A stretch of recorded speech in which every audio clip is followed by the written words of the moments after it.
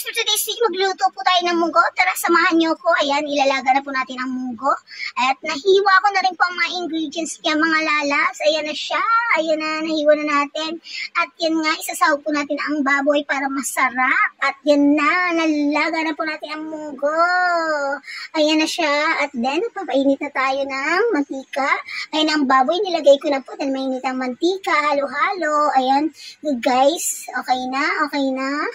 Okay na ang baboy, lagay na natin ang bawang at sibuyas at isusunod natin ang kamatis. Ayan, halo-halo.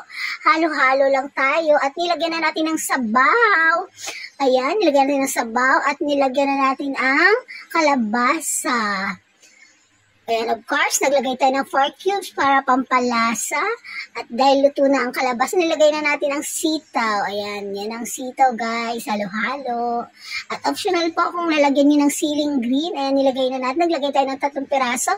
At of course, ang huli natin ilalagay, ayan, dahon ng alugbate. Para maging healthy po tayo, kumain tayo ng gulay. Ayan nga guys, after 10 years ay naluto na ang ating ginisang munggo. Ayan, yummy yummy yan. Kumain po tayo ng gulay para maging healthy at makaiwas sa sakit. At yan na nga, ready to serve na.